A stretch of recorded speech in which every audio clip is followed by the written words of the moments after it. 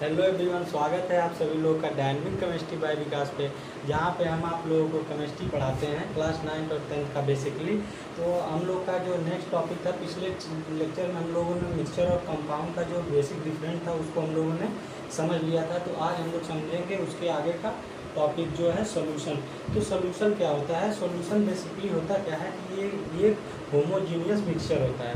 अब homogeneous mixture क्या होता है मैंने पिछले लेक्चर में बता रखा था, लेकिन एक बार फिर से देख लेते। तो होमोजीनियस मिक्सचर वो होता है कि जो जिसका कंपोजिशन सेम हो और जिसे हम लोग डिस्टिंग्विश ना कर पाएँ, यानी कि उसे हम पहचान ना पाएँ। एक बार अगर उसको हम लोग मिला दें तो फिर वो होमोजीनियस मिक्सचर होता है। तो सोल्यूशन देखते हैं क्या होता है। तो ये सोल्यूशन ये जो homogeneous mixture of two or more substance, जो क्या होता है दो या दो से अधिक सबस्टांस से मिलकर के बना होता है, वो हमारा होता है सोल्यूशन। इसका एग्जांपल देख लेते हैं। साल्ट प्लस वाटर हो गया, एयर हो गया, और टिंचर ऑफ आयोडीन, यानी कि आयोडीन एंड अल्कोहल।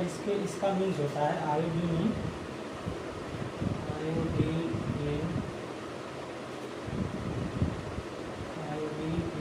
अल्कोहल, ये होता है हमारा सोल्यूशन। तो सोल्यूशन बेसिकली इसके कितने पार्ट होते हैं सोल्यूशन के? तो बेसिकली सोल्यूशन के दो पार्ट होते हैं, एक होता है सॉल्वेंट होता है, एक होता है सोल्यूट होता है।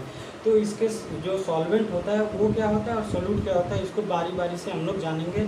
तो सॉल्वेंट क्या होता है, अगर इसको हम लोग ईजी वे में अगर समझना चाहें तो सॉल्वेंट क्या होता है, जिसकी अमाउंट में मात्रा होती है वो होता है हमारा सॉल्वेंट। यानी कि कह सकते हैं कि जब हमारे पास कोई एग्जाम्पल ले लेते हैं, हमारे पास वाटर है और साल्ट है, तो उसमें क्या वाटर की मात्रा अगर हमारा ज़्यादा है और सोल्यूट यानी कि नमक की मात्रा कम है, तो जो ज़्यादा मात्रा में होता है वो हमारा होता है सॉल्वेंट, और जो कम मात्रा में होता है वो हमारा होता है सोल्यूट।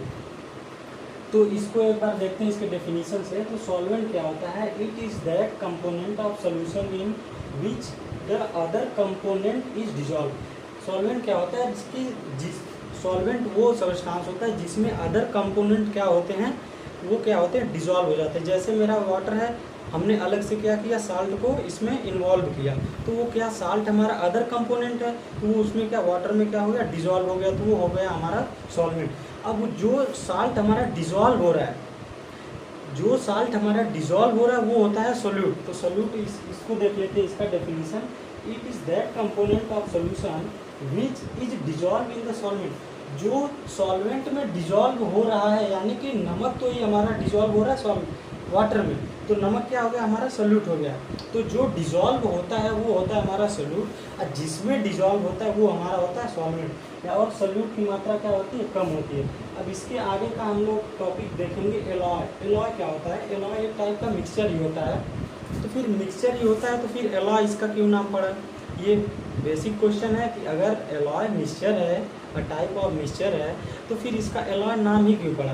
तो मिक्सचर में क्या होता है, वेरिएबल कंपोजिशन होता है, और मिक्सचर क्या करता है, वो अपनी प्रॉपर्टी को शो करता है। लेकिन हम लोग क्या करते हैं मिक्सचर में, उसको हम लोग फिजिकली हम उसको क्या करते हैं, सेपरेटेड कर सकते हैं, उसके कॉन्स्टिट्यूएंट के, उसको कंपोनेंट के हम लोग क्या कर सकते हैं, अलग कर सकते हैं। जैसे नमकीन है, तो नमकीन में हम लोग क्या कर सकते हैं कि नमकीन में जो मूंगफली का दाना पड़ा है उसको अलग कर सकते हैं, और जो मूंग का दाना पड़ा है उसको अलग कर सकते हैं। यानी कि हम लोग फिजिकल मेथड द्वारा उसको क्या कर सकते हैं, उसके कंपोनेंट को अलग कर सकते हैं, तो वो हमारा मिक्सचर हो गया। लेकिन एलॉय क्या होता है? एलॉय वो होता है जो दो या दो से अधिक मेटल्स या फिर नॉन मेटल से मिलके बना होता है, वो हमारा होता है एलॉय।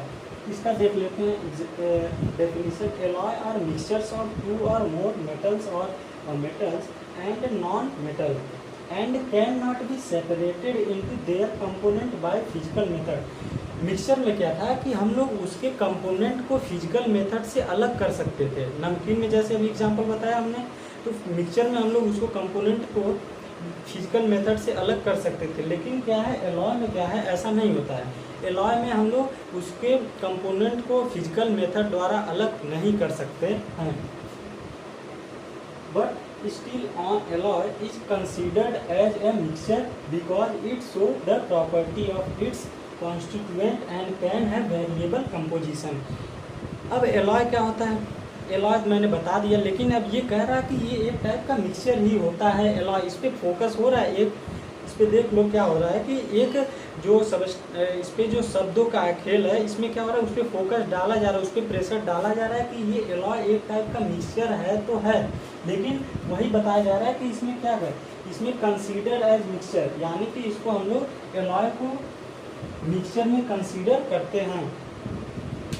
क्यों? क्योंकि ये क्या करता है, अपनी प्रॉपर्टी को शो करता है और क्या करता है, ये वेरिएबल कंपोजिशन में मिलकर बना होता है। तो वही हमने क्या बताया, मिक्सचर में क्या होता है, वेरिएबल कंपोजिशन होता है, और ये क्या करता है, show the property of its constituent या कंपोनेंट। लेकिन क्या होता है, मिक्सचर में can be separated into constituent physical method, हम उसको फिजिकल मेथड से अलग कर सकते हैं।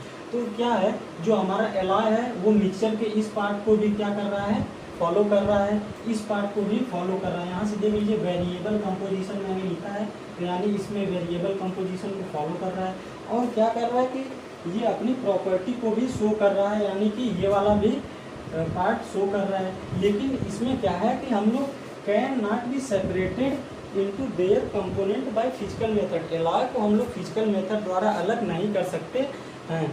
तो बस एक पार्ट इसका क्या कर रहा है कि फॉलो नहीं कर रहा है, तो फिर मेजर ऑफ द कंपोनेंट क्या हो रहा है, मिक्सचर का मेजर पार्ट क्या कर रहा है, एलॉय फॉलो कर रहा है, इसलिए एलॉय मिक्सचर की तरह ट्रीट करते हैं हम लोग। एलॉय का एग्जांपल लेते हैं, brass is a mixture of approximately 30% zinc and 70% copper. जो हमारा ब्रास होता है यानी कि पीतल कैसे बना होता है, अभी हमने क्या बताया, यहाँ पे इसका जो डेफिनेशन है एलॉय का डेफिनेशन यही तो है कि जो 2 और more metals and non metal से मिलके बना होता है वो हमारा एलॉय होता है। तो वही है ब्रास यानी कि पीतल, जो पीतल होता है हमारा,